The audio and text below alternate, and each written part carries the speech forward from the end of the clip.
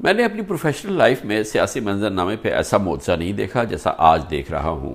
3 مہینے پہلے تک عمران خان مقبولیت سورج ڈوب رہا تھا، آج عمران خان مقبولیت اچانک آسمان کی جانب گامزن ہے۔ کل کسی فوری الیکشن میں نون لیگ کی پنجاب میں کامیابی اور پی ٹی آئی کی شکست یقینی تھی۔ یہی وجہ تھی کہ ہم دن رات نون لیگی قیادت سے فوری الیکشن کی صدائیں سنتے تھے۔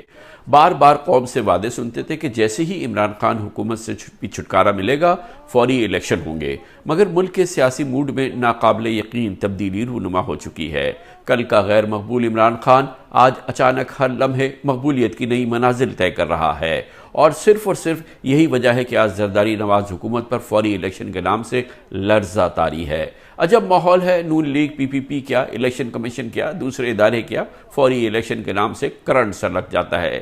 یہی برملا تصدیق ہے اس حقیقت کی کہ یہ تمام قوتیں سمجھتی ہیں کہ فوری الیکشن انعقاد ان کے لیے انتہائی ناپسندیدہ عمران خان جیت کو جنم دے سکتا ہے۔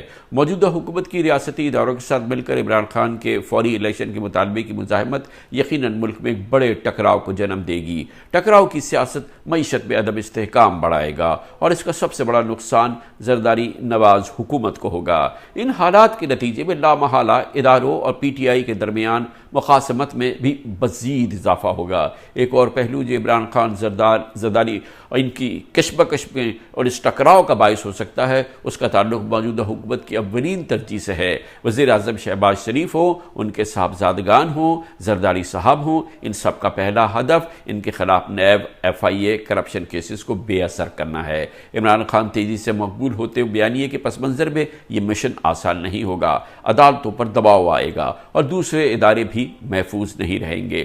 حالات تباہ کن ٹکراؤ کی طرف نہ جائیں، اداروں کی عزت محفوظ رہے، اور سب سے زیادہ کلیدی اہمیت کی بات ضروری ہے کہ اس سال نومبر کے اختتام سے پہلے ملک میں صاف شفاف الیکشن ہو جائیں، اور پھر جو بھی اکثریتی جماعت ہو وہ اپنی حکومت بنا لے۔ بزور قوت کسی سیاسی قوت کو جتوانے یا کسی کو ہروانے کی پرانی روش کو برقرار رکھنا پاکستان کو ناقابل تلافی نقصان پہنچا سکتا ہے۔